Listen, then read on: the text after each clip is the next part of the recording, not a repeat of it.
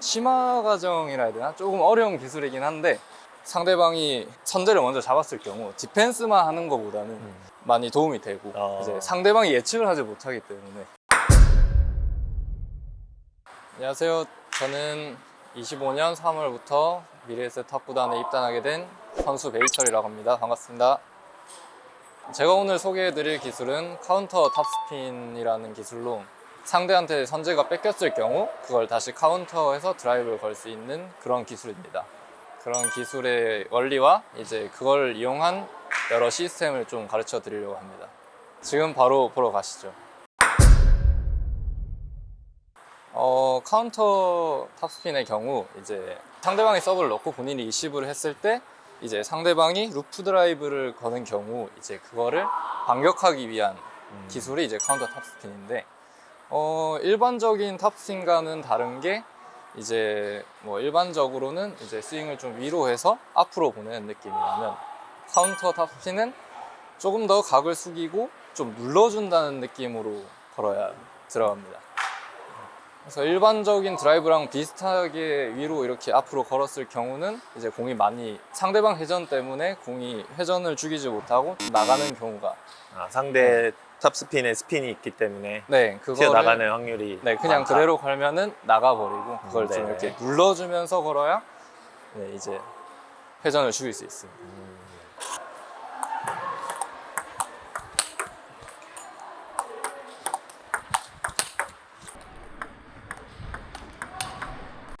일반적인 드라이브처럼 걸었을 경우는 이렇게 회전을 죽이지 못하고 공이 바깥으로 튀어나가게 됩니다. 근데 이제 이거를 이제 다리와 라켓 각도와 중심을 이용해서 좀 눌러주면서 건다는 느낌. 약간 이렇게 눌러준다는 느낌으로 걸어야 공의 회전을 이렇게 죽여서 공이 이렇게 떨어지는 느낌. 동호인분들이 하실 때 네. 아무래도 아웃이 되는 볼들을 최대한 아웃이 되지 않게 하려는 뭔가 그런 노력이 좀 들어가면은 좋겠네요. 네, 그렇죠. 이제 사실 이게 조금 심화 과정이라 해야 되나? 조금 어려운 기술이긴 한데 상대방이 선제를 먼저 잡았을 경우 디펜스만 하는 것보다는 좀 이런 카운터 탑스핀을 섞어주는 게 이제 조금 더 많이 도움이 되고 이제 상대방이 예측을 하지 못하기 때문에 그렇죠. 꼭 이제 한 번쯤은 시도해볼 만한 기술이다라고 생각합니다. 저는. 선수들도 그렇지만은 이제 상대방의 서브를 확실하게 리시브를 하지 못해요. 그럴 때 이제 많이 흘러나가거나 좀 그런 경우가 많은데 그거를 오히려 노려서 약간 흘러나가게 준 다음에 이제 카운터 탑스핀을 하는 시스템도 있고요. 강하게 걸지는 못하게 리시브를 줘놓고 그렇죠. 루프 드라이브를 걸게끔 만든 다음에 카운터 탑스핀을 한다. 네, 맞습니다.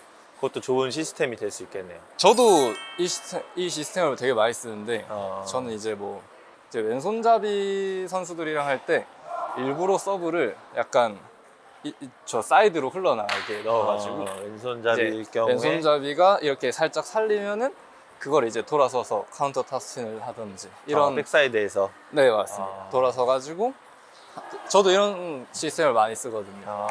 제가 생각하기에는 예전 공보다는 요즘 공이 회전이 좀 많이 안 먹기 때문에 그렇죠. 또 일부러 이렇게 길게 주고 이렇게 카운터 탑스핀 하는 시스템 되게 좋은 것 같아요. 아예 그냥 길게 확 주고서 하는 시스템도 지금 이 기술을 하면 같이 비슷하게 적용을 할 수도 있겠네요. 네, 맞습니다. 그래서 이제 뭐 리시브를 이제 기습적으로 길게 줘서 상대방이 이렇게 들리면 그걸 또 이제 탑스핀 하는 경우도 있고 되게 응용이 많은 기술입니다. 카운터 탑스핀이 중요한 게 일단은 하체로 많이 중심을 잡아줘야 되는데 이제 상체로만 하게 되면은 공에 이제 컨트롤이 어렵다고 해야 되나? 저는 그렇게 생각합니다. 저는 이제 탁구가 약간 하체가 되게 중요하다 생각하기 때문에 이렇게 중심 이동이 제대로 안 되면은 상체에서 힘을 받을 수가 없어요.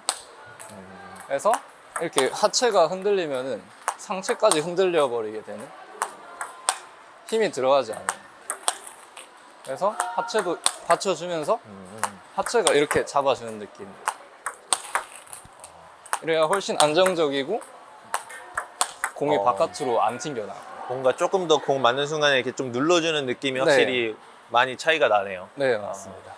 이제 카운터 탑스핀을 할 때 제일 많이 나온 실수가 뭐냐면 일단은 공이랑 몸이 멀었을 때 다리가 가지 않고 스윙을 하게 되면 그냥 공이 날아가 버려요. 팔로만 이렇게 당겼을 때 공이 컨트롤이 되지 않기 때문에 이제 항상 공을 치려면은 라켓이랑 몸이 가까이 가야 돼요. 스윙을 약간 이렇게 나가면서 이렇게 눌러준다는 이런 느낌으로 쳐야 공이 이렇게 안 나가거든요.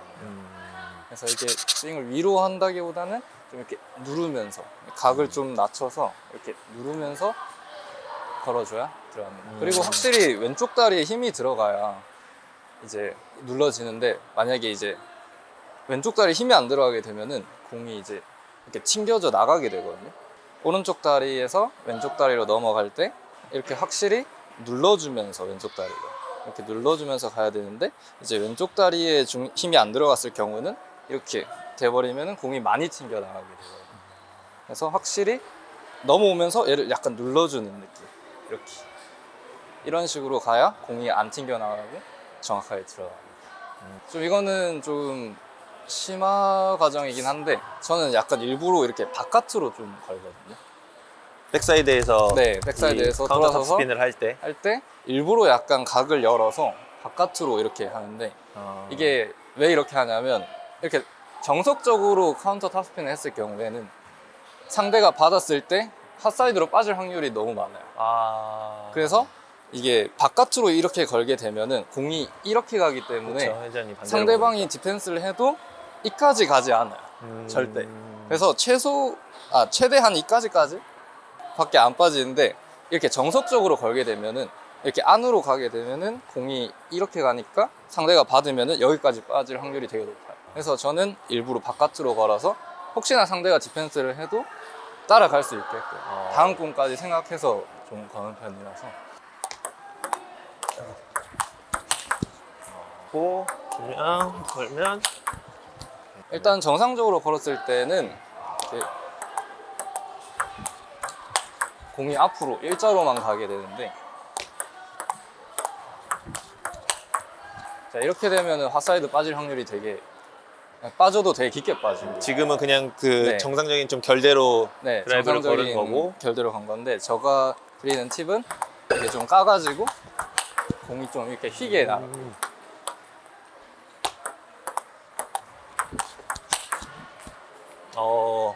공 끝이 오른쪽으로 휘어가네요. 네, 이렇게 휘게 나가면은 상대가 디펜스하기 부담스러워요. 이것도 조금 동호인 분들 중에서도 네, 그래도 부스가 조금 높으신 분들이라면은 네. 한 번쯤 충분히 실전에서 사용하실 수도 있는 네, 그런 맞습니다. 기술이 될 것 같네요. 네.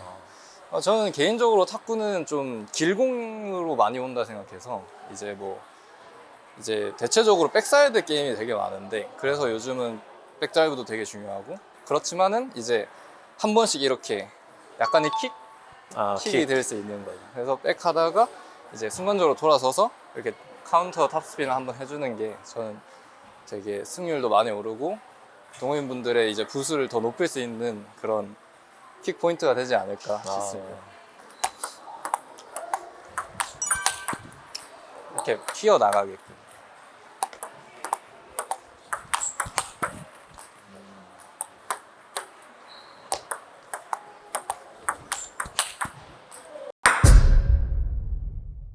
네, 오늘은 제가 이제 카운터 탑스핀에 대해서 설명을 드렸는데 이제 간단하게 요약을 드리자면은 첫 번째로는 일단 상체보다는 하체가 더 중요하고요.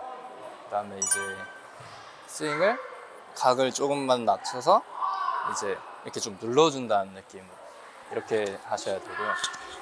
그리고 마지막은 일단 라켓이랑 몸이랑 이렇게 멀어진 상태에서 걸게 되면은 하체의 힘을 못 받기 때문에 그래서 일단은 이 점을 생각해 주시면서 연습해 주시면 되게 감사할 것 같습니다.